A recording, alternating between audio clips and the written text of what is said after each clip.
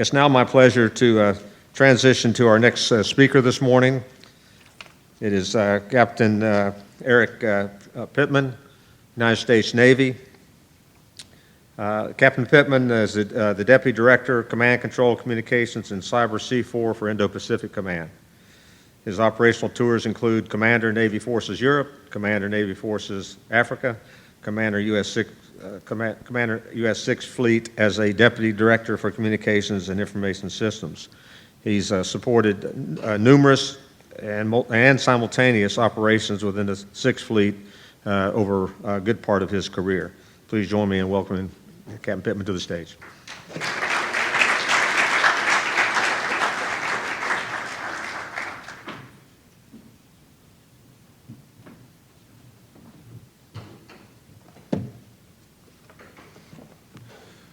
All right. So they asked me to set the stage for what we're talking about when we are addressing coalition interoperability. Try to frame the problem set. And as I was trying to figure out how in the world to frame something that most of you are intimately familiar with, I decided that where we find ourselves now is based completely on what has gone on in the past. Nothing exists isolated in time. It always follows. So I'm going to take some time here to sketch out the environment that we find ourselves in now based on what came before and what we're looking to change it to in the future so that we can not just get after the problems that we face today, but anticipate the ones that will be coming next and develop our technology for the future fight, not for the current one. Okay? How we got where we are now was driven by the environment of the past and the needs that environment placed on our operations. Again, we don't do interoperability, communications, C4, ISR, cyber for their own sake. They are always in support of our operations, and our operations, for the most part, unless we're being silly, are in support of our national strategy. Right? So previously, and most of you recognize this fact, we operated in a permissive environment. There was little competition in space, if any. The electromagnetic spectrum was largely accessible and unchallenged, and there were very few standoff weapons in the theater, or in any theater for that matter, which changed where we could operate freely and where we would have to take risk. Okay. That environment bred tactics, techniques, and procedures that were supported by the permissive nature of the environment. Okay. We developed MOs that had tactical commanders frequently, if not continuously, connected back to higher headquarters.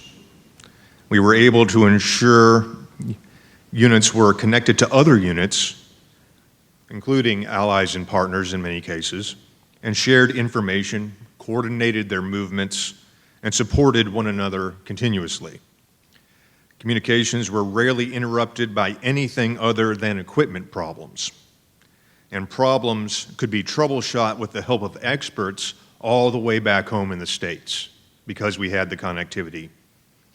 PACE plans, therefore, were rarely exercised farther than the A, and most of the time not even that. Since then, things have changed and have changed dramatically, especially in the last 10 years. Okay. Now we have adversaries with the ability to disrupt communications. And I will be deliberately vague in many of these statements for obvious reasons. Whether in the electromagnetic spectrum or in cyber networks, the environment's no longer permissive. Okay? We have anti-access and area denial buildup in many places. that restrict our access or at least require an evaluation of the risk every time we decide that we're going to place a unit within their range before we even begin the operations. The electromagnetic spectrum has been cut up and sold off such that there's very little room for us to operate without causing interference, especially in the Pacific where there's no agreement on what the standard way of dividing up the spectrum is among the countries. We go to one country, we can operate in one part of the spectrum. We go to a different country, we can operate in a different part of the spectrum. It's fairly challenging. Okay. The cyber environment now is rife with bad actors. Organized crime, lone actors, state-sponsored organizations, continually probing, frequently attacking. Their targets vary from financial gain to intellectual property theft to the ability to control information, to control which information is allowed to reach the regional stage. Okay? With the obvious goal there of trying to attempt to control the narrative on the world stage. So we face a very large information operations campaign that is going on continuously. Our previous operational habits left us vulnerable to new TTPs, and our adversaries have developed those specifically to counter what are viewed as our strengths. Our personnel must now operate with the expectation of being cut off. They have to know the difference between system problems and adversary action almost immediately. Okay? They must be able to act autonomously, working from mission orders that lay out the commander's intent because they cannot rely on being able to get clarification. Long time ago, I was a submariner for 15 years. Then I switched over to communications. And the change in environment continues to strike me with cultural angst. I see things differently, and I assume wrongly in many cases that other people are used to operating autonomously, that they're used to working on mission orders, that they're used to not transmitting in order to accomplish the mission. We're in an environment now where the rest of our communications infrastructure is going to have to start acting in the same stealthy manner that we did on submarines. Okay. Our guys in the units on the front line have to be able to repair equipment at any time without access to depot level assistance. That in itself is going to drive design considerations and how we acquire equipment in the future. Building something such that a petty officer out on a ship or a soldier in nothing but a Humvee can repair it with hand tools doesn't make you the most money as a contractor. But that's what we need in order to succeed in our missions, especially in the environment that we find ourselves in today. So, we exist now in a contested environment and will do so for the foreseeable future. The barrier to entry on many of these technologies is so low that we can expect almost any country to be able to have some capability to disrupt our operations. Whether or not it's enough remains to be seen. So, what does this mean for the world's militaries? Now, playing devil's advocate, if you belong to a controlling and authoritarian regime who believes that people exist to serve the government and the government is run by a privileged few, What it means is that cyber attacks are a part of your arsenal, unquestioningly. You attempt to disrupt your adversary's critical infrastructure. You're willing to attack civilian infrastructure like water or power generation and distribution to affect logistics, command and control, or other nodes that the military of your adversary relies on. You engage in widespread control of the internet in your sphere of influence so that you can take control of the narrative. You limit access to information. You monitor and control your own citizenry. You develop methods to jam adversary signals in the electromagnetic spectrum as well as in cyberspace. You build your own GPS systems and other systems to be able to jam your adversaries without disrupting your own information and your own operations. You look at the disruption of trade across the region as a viable means of affecting your adversary in a conflict.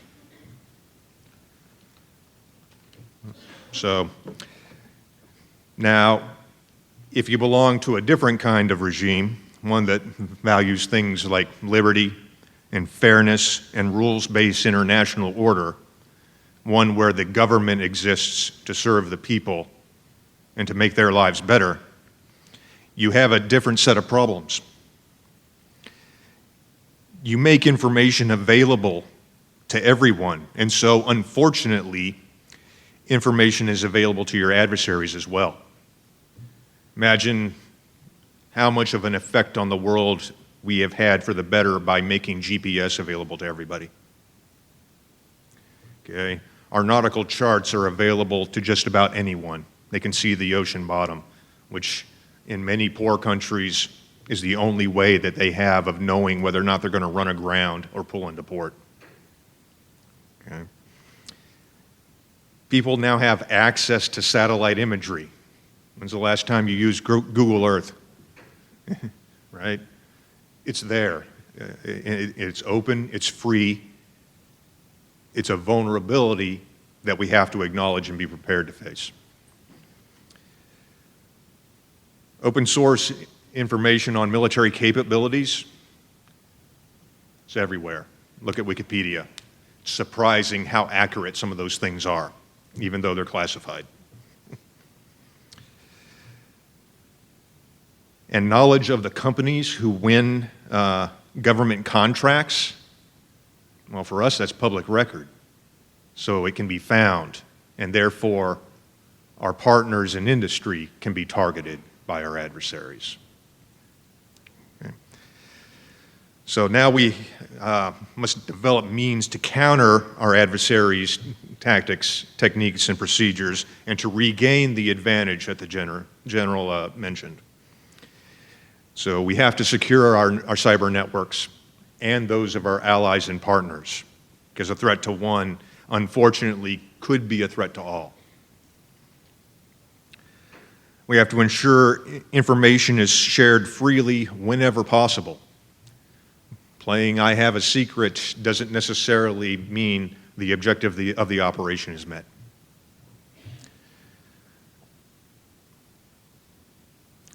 We have to overcome the limitations of access to the world narrative. We're not real good as a military sharing stories with the world. We tend to be very secretive. With the ongoing I/O environment, this may be something that we have to change, and do so with our allies and partners, industry, other nations, so on. Okay? We're going to have to work with our allies and partners to help each other to improve. Hands down, there are people out there who are better than us at some things, and we can learn from them every day. And we need to take the time and actually look and listen. And we'll make greater strides advancing towards our goals. We have to adapt to this new environment quickly. We already mentioned how our acquisition system is rather ponderous, being as it is firmly steeped in the 1940s.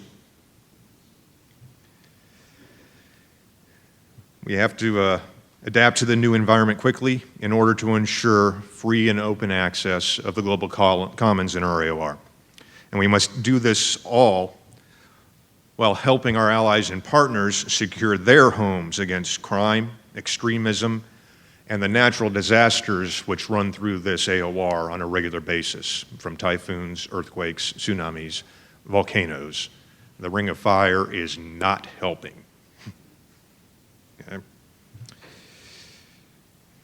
All of that being said, we're going to need to continue to do operations. We're going to continue to attempt to reach the goals of our national strategies and of our international strategies that we share with our allies, our partners, and others. The way that we undertake these operations drives our requirements for our information systems. But the reverse is also true. The capabilities of our information systems also drive the TTPs that we develop. Okay? Many changes occur organically when some bright individual figures out the art of the possible with a new system. Nobody designed chat to work as a coordination mechanism among units in a carrier strike group, and yet it's used that way. Just some bright sailors figuring out what they could do with what they had available. Okay? Others are deliberately planned to the nth degree to address operational needs. Look at GPS. Fairly easy one. Most systems, however, have a bit of both in their pedigree. Okay? So this is where we are. Our strategic environment has changed. Our operational requirements must drive a change in both our systems and in our TTPs, our operations, and our overall strategies. Looking forward, we're looking at an environment where cyber and EM capabilities of our adversaries will reintroduce a fog of war that we have not had to deal with in a few decades, at least in the physical realm. We've had plenty of fog in the cultural and political realm. Couple this with the A2AD systems that now exist and are continuing to evolve, like anti-ship missiles, medium and long-range ballistic missiles, and those that we know are in the works and will be released in the future, like hypersonics or direct energy weapons. And you see that our methods will need to evolve to account for those. Overall, our TTPs in the future will include maneuver warfare on a grand scale, not just at the tactical level. We're talking about shifting bases frequently, expeditionary logistics, maneuvering satellites and their satellite capabilities, shifting networks at will, shifting C2, swapping queens, to refer to a chess move. Basically, what happens if U.S. Indo-PACOM has a plan where we go dark for 20 days, hand the war over to one of our components or one of our allies, pop up on an island someplace in Oceania, and take over again? To confuse our adversaries, to disrupt their thought cycle, to make them double guess whether or not they are actually in the right on what they think we're doing. So all the TTPs and the strategy that ties all of this together relies, just like the General said, on a robust, flexible, resilient C4ISR infrastructure.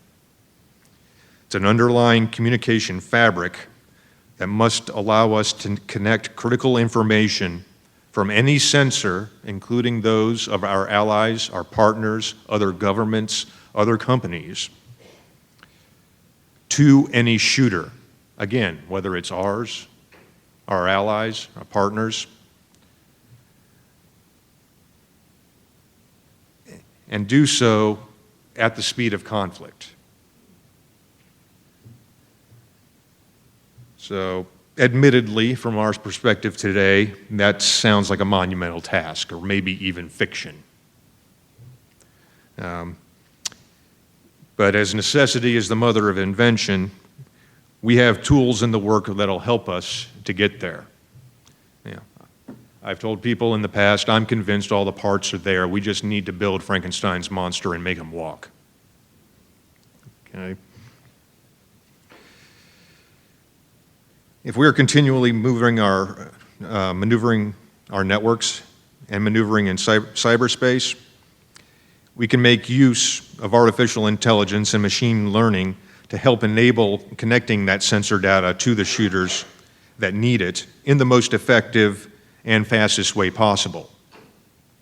Right now, a lot of our stuff is done using spreadsheets and manually. This is just math. We could change things much more quickly and have a tool that helps us do it even more quickly than we could on our own.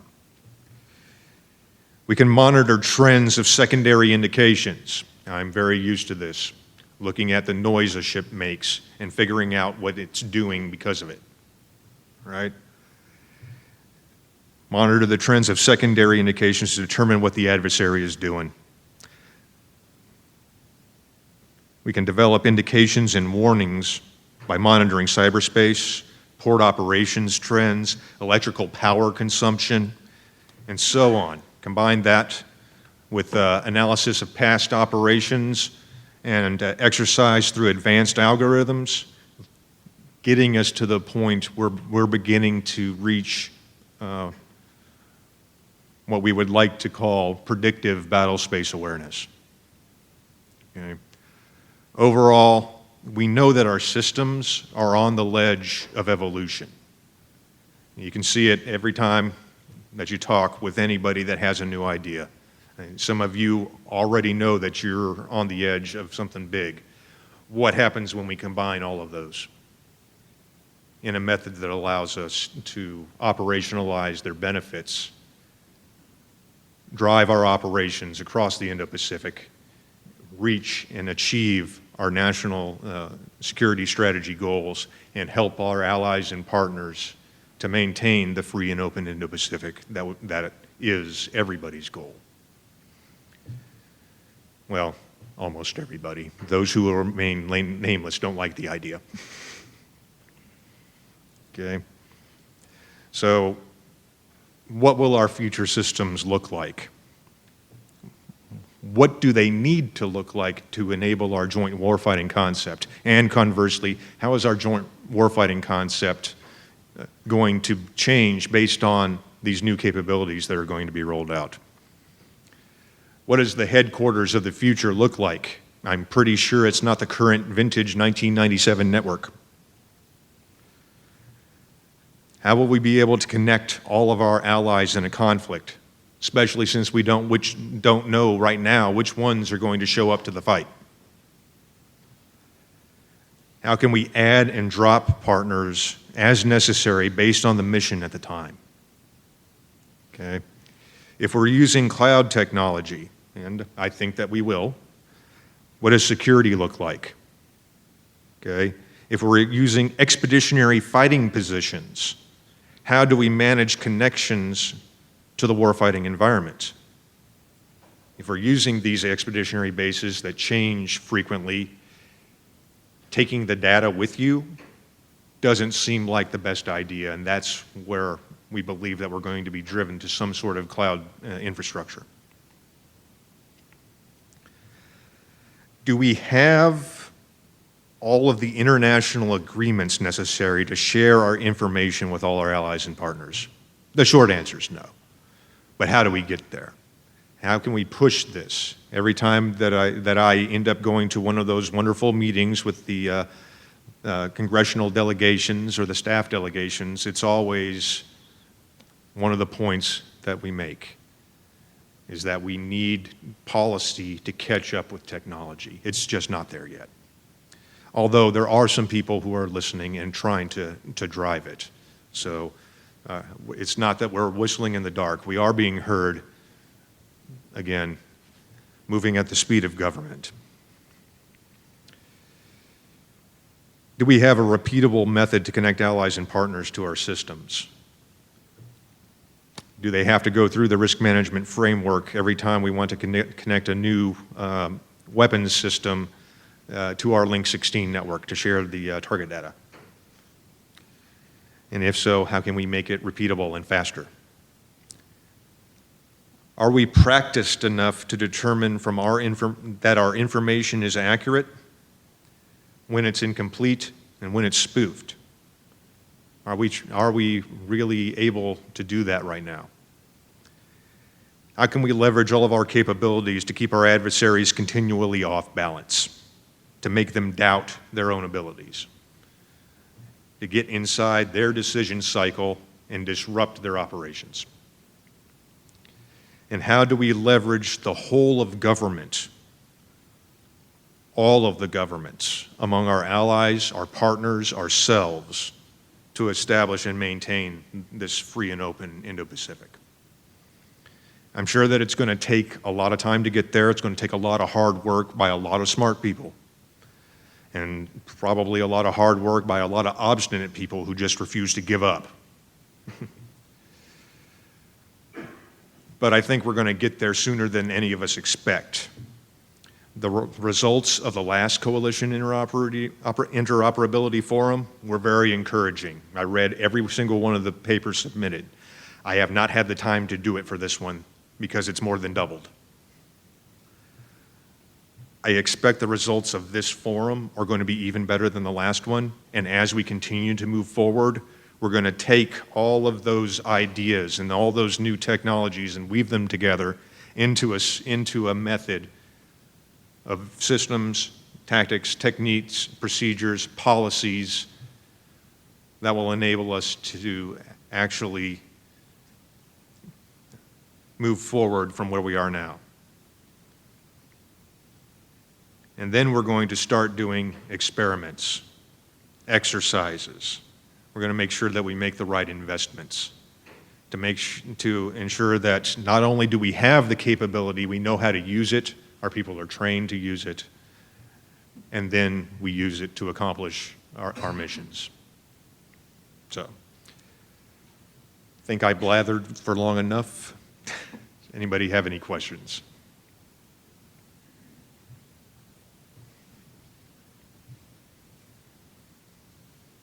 All right.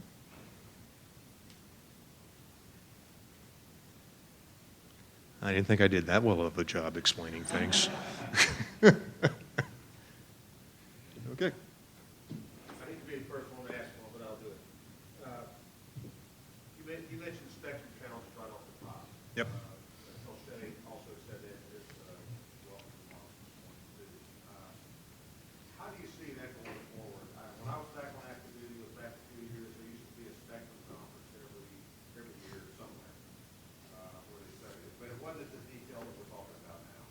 It's such a much more complex area. But how are you addressing that? Do you see that being wrapped into this entire study that you're embarking on? Well, to answer the second part first, the electromagnetic spectrum is a medium that we use for various means. It's vital to communications. It's also vital for radar and detection. It's vital to our adversaries. So managing what we do with which part of the spectrum is vitally important. It's very easy to do on a submarine. You're not transmitting. But for everybody else, we have to develop better tools to be able to manage the use of the spectrum more quickly. Right now, they are very manually run. They're spreadsheets. They're intensive, and not all of the areas where we operate are included in the database that our guys use. I know that we're making investments there, and we're trying to improve the data, the speed at which we can assign frequencies in operations. But it's going to take some time. There's investments to be made there, and like the boss said, it's one of those, everyday DODIN operation things that doesn't draw a lot of attention, but it's absolutely necessary and is a foundation for many other operations. I think that it will end up being included because having the option of using multiple frequencies and multiple paths to send or receive data is part and parcel of the agility in the communications system that we need. Okay. Thank you.